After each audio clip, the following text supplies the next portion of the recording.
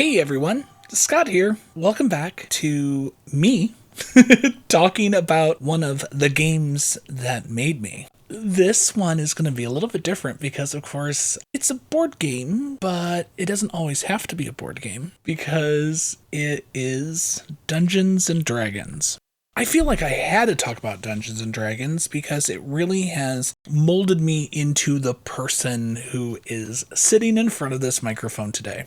I started playing Dungeons & Dragons 2nd edition. Gen Con was still up in Lake Geneva, Wisconsin. TSR had Dungeons & Dragons and another tabletop role-playing game that I enjoyed and my friends and I played, which was Marvel Superheroes.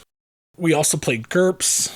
I've even played Battletech. A lot of paper-style games that I used to play. Dungeons & Dragons was the one where I really felt like I got to express part of myself that people didn't get to see as they weren't looking close enough. I think the reason why Dungeons & Dragons is still popular right now is just for the sheer fact of, hey, I get to sit with my friends and I get to have enough money to do the things I want to do and I get a full day's worth of rest and I feel like I can make a difference in my life. But for me, Dungeons & Dragons was also where I learned about who I wanted to be as an adult.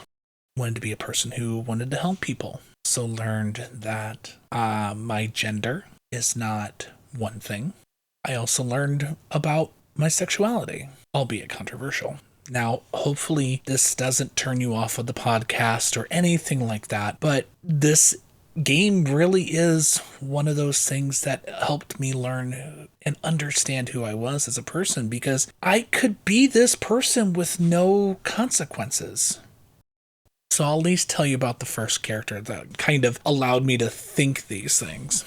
Picture it. It's the 80s. And I'm going over to my buddy Marvin's house. Marvin was an amazing guy. And he made me laugh and smile. And he used to tease the living crud out of me. He was just a great guy. But he was the one that introduced me to Dungeons & Dragons. Now, through him, I also got introduced to Larry and Doug. And we would play Dungeons & Dragons basically every weekend. I would get off the bus on a Friday. I would walk into my room, pick up the pizza money that Mom left me, drop off my backpack, and then walk 2 blocks through the neighborhood to get to either Larry's house or Marvin's house. And I would be there until Sunday dinner.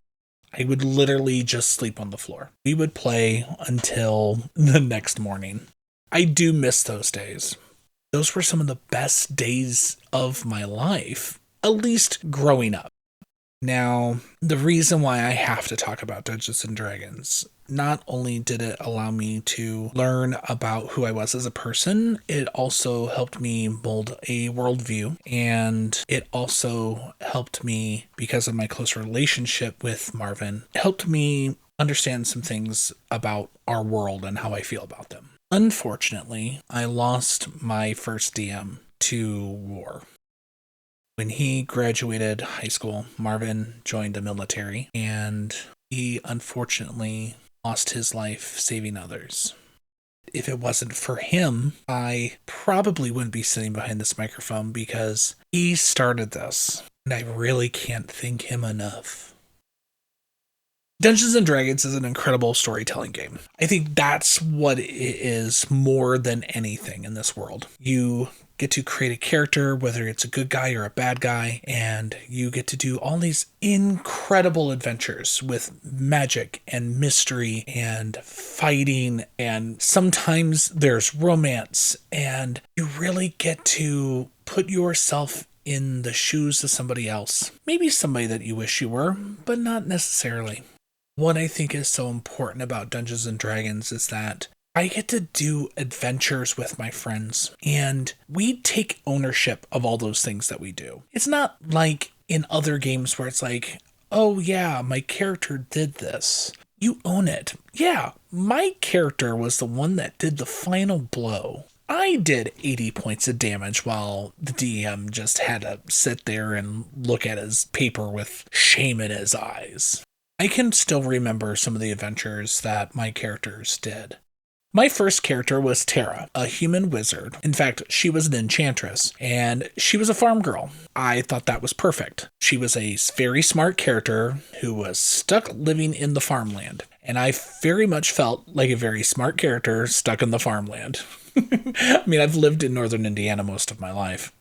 I had these fantastic adventures. My character naturally and organically fell in love with one of my buddy's characters. Our characters married. We actually had a wedding episode. We even had kids, and we were playing the next campaign was the children of those characters.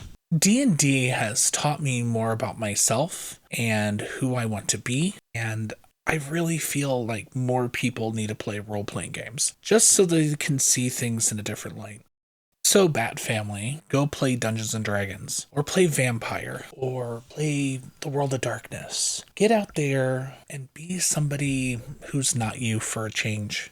It's almost like a mini vacation. Being able to see the world in somebody else's eyes sometimes makes it easier for you to deal with yours. I think that's one of the biggest reasons why Dungeons & Dragons is on my list of being one of the games that made me, because it really did. More than these few minutes can say.